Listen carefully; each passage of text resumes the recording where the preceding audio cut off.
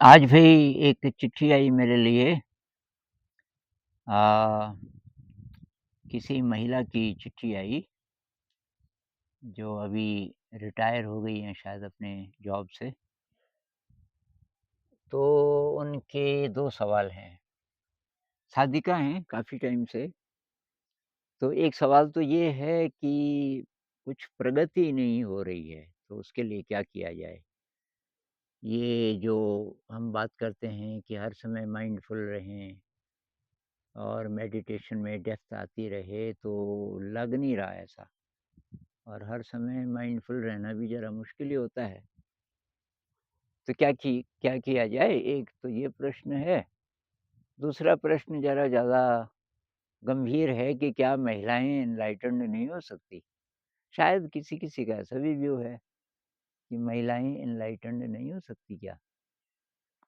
तो दूसरे प्रश्न का जवाब तो सीधा है, महिलाएँ कई एनलाइटेंड हुई हैं। एक रिसर्च ये कहती है कि हमारे जो वेद लिखे गए हैं, हम कहते हैं ना ऋषि मुनियों ने लिखे, 60% की महिलाएँ थी। किसी रिसर्च के अनुसार। अब ये आप रिसर्च करना भई ये कहाँ से आया? लेकिन कि ऐसी-ऐसी महिलाएँ थी और जो कि एनलाइटेंड थी उस ज़माने से। और ये ये राबिया सूफ़ीज़्म में है, राबिया।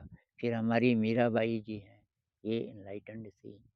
मैं गुजरात गया तो कोई किस्सा बता रहा था किसी सास-बहू का दोनों पढ़ी-लिखी नहीं थी, तो उन्होंने लिखा कुछ नहीं, लेकिन और लोगों ने फिर वो कविताओं में बात करती थी और दोनों एनलाइटेंड थी।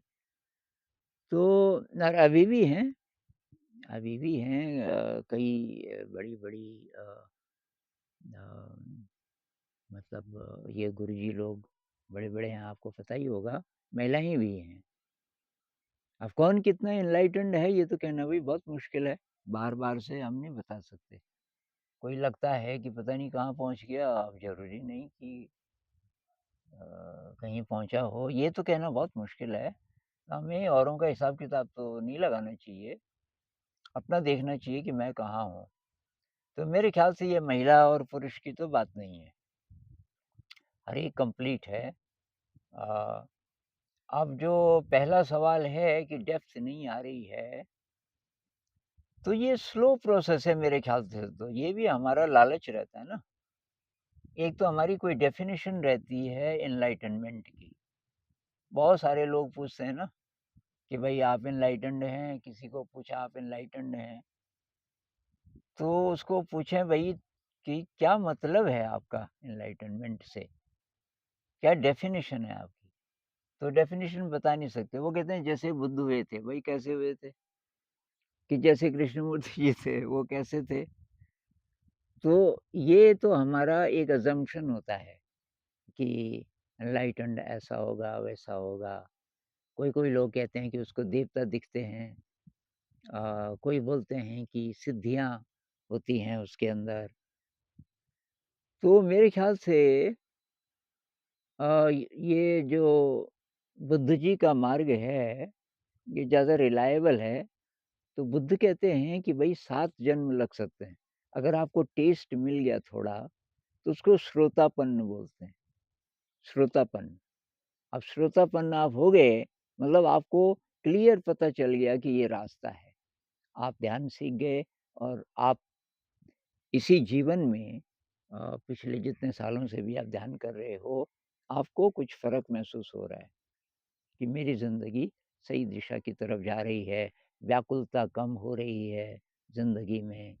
अ, ये राग और द्वेष की भावनाएँ कम हो रही हैं।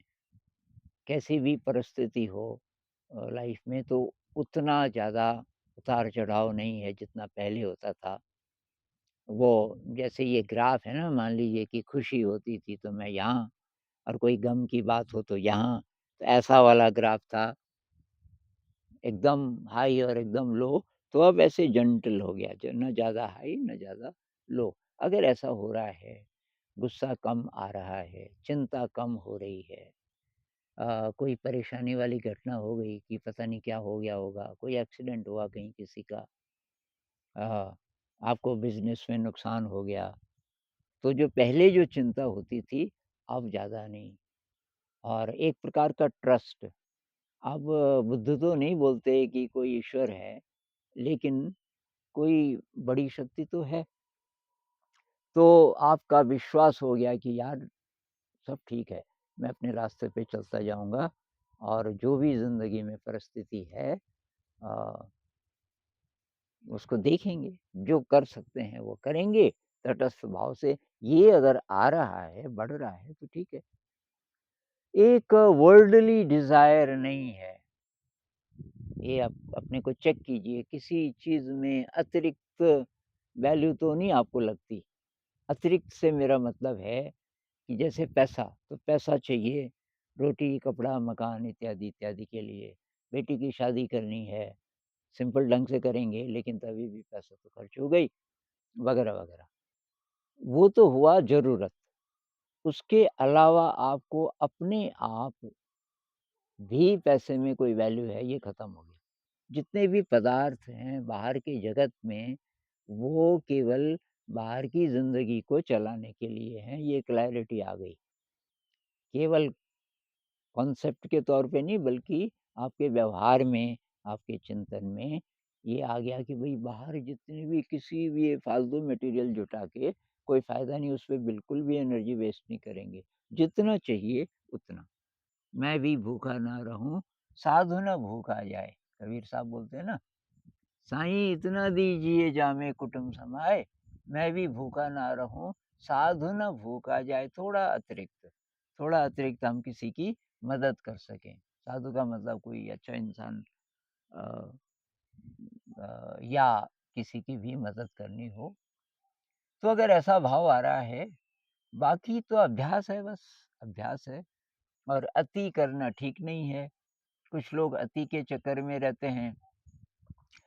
मुझे 9-10 तो करीब ऐसे कमेंट्स मिले जो थर्ड आई पे ध्यान लगाते थे, ये पतंजलि जी वाला। थर्ड आई पे ध्यान लगाते थे तो उसके लिए आपका शरीर पता नहीं तैयार है कि नहीं है। तो ये विपश्यना मेरे ख़्याल से सेफ़ है। और ये ऐसी जो गूढ़ साधनाएँ हैं जैसे त्राटक से रिलेटेड, थर्ड आई से रिलेटेड, तो वो आपको डाइजेस्ट होगा कि नहीं होगा ये पता नहीं। तो ये जिनकी चिट्ठी आई थी उन्होंने ये भी बोला कि ऐसा तो नहीं कि हम पतंजलि जी ने तो यम, नियम, आसन, प्राणायाम, प्रत्याहार ये सब भी बोला और हम शुरू कर रहे हैं धारणा से। धारणा मतलब कंसंट्रेशन, धारणा, ध्यान। तो कहीं ऐसा तो नहीं? तो उनके जो स्टेप्स हैं उनमें कोई बड़ी बात नहीं है, वो तो आप फ़ॉलो कर ही रही होंगी। जैसे अब यम नियम में क्या है, एक तो शील है, भई ब्रह्मचर्य का पालन करना है, हिंसा नहीं करना, झूठ नहीं बोलना, तो ये तो आप कर ही रहे होंगी जब आप इतने समय से जो भी कोई साधक है, ये तो बेसिक चीज़ें हैं। अ, और अब जो उनका जो नियम है, उसमें ये है भई कि ईश्वर पे पूरी आस्था, परमात्मा पे, हायर पावर पे कह लीजिए पूरी आस्था। किसी भी रूप में कुछ लोग कहते हैं कि हम नहीं मानते अलग से कोई ईश्वर है। तो आप किसी एनर्जी को तो मानते हो ना, ये पूरा जो यूनिवर्स चल रहा है, उसी को मान लीजिए। किसी भी रूप में हायर कोई पावर है, जो मेरे जीवन को भी चला रही है, उस पे पूरा विश्वास, एक। और दूसरा संतोष, संतोष मतलब आपको कोई वर्ल्डली डिज़ायर नहीं है। पतंजलि जी में ये 2 चीज़ें हैं और ये 2 चीज़ें अगर हैं, तो आप पहले ही बहुत हाई पहुँचे हुए हो। और तब वो कहते हैं ये धारणा वाला, अगर यहाँ पे ध्यान लगाना है। तो मुझे लगता है कि ये बुद्ध का ज़्यादा अच्छा है, बुद्ध तो केवल शील की बात करते हैं और शील का पालन कोई मुश्किल बात नहीं है। भई ब्रह्मचर्य है और हिंसा नहीं करना, चोरी नहीं करना इत्यादि। झूठ नहीं बोलना तो ये तो कर लेंगे, ये तो बड़ी बात नहीं है। बाकी वो कुछ बोलते नहीं। पारमिताओं का अभ्यास वो बोलते हैं लेकिन वो शुरू में नहीं, शुरुआत करने के लिए तो बस शील बहुत है। अब पारमिताओं में निस्वार्थ सेवा है, विनम्रता है, कृतज्ञता है, ये हम चेक कर सकते हैं कि ये बढ़ रहा है कि नहीं। निस्वार्थ सेवा, विनम्रता, कृतज्ञता और फिर स्लो यात्रा है। मतलब एक ऐसी फीलिंग ज़िंदगी में कि आपके अंदर एनर्जी बहुत है, आपका दिल करता है कुछ अच्छा करने का दूसरों के लिए, एक संतोष की फीलिंग है और कोई प्रॉब्लम नहीं है ज़िंदगी में। अगर ऐसी स्थिति आ जाए तो बस इतना बहुत है। अब एनलाइटेंड कब होंगे? भई बुद्ध तो कहते हैं कि भई 7 जन्म की तैयारी रखो। अब आप बोलोगे कि हमें तो नहीं है विश्वास, दोबारा भी जन्म होगा। तो इसलिए जो होना है इसी जन्म में होना है। भई इसी जन्म में हो भी गया, इसके आगे का अगर आप कुछ नहीं मानते कि इसके आगे ज़िंदगी है ही नहीं, इतनी ही है।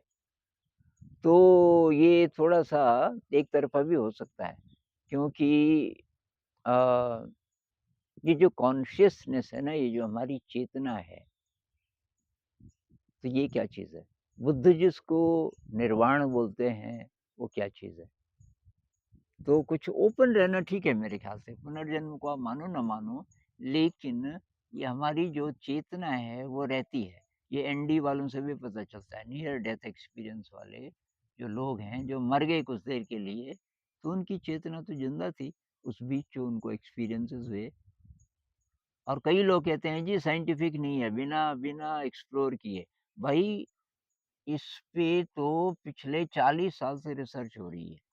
एक पिन वैम है, डॉक्टर पिन वैम, बहुत पूरी दुनिया में अथॉरिटी उनको माना जाता है और वो 40 साल से ये स्टडी करके प्रूव कर चुके हैं साइंटिफिकली कि एनडीई में जो एक्सपीरियंसेस लोगों को होते हैं उनमें से कुछ को हम वैलिडेट कर सकते हैं, लेकिन कोई चीज़ है जो हमारे मरने के बाद रहती है ज़िंदा और वो जो चीज़ ज़िंदा रहती है, वो कोई सुपर पावर है, क्योंकि उसको बहुत सारे अनुभव हो जाते हैं, जो कि हमें नहीं हो सकते इस शरीर से।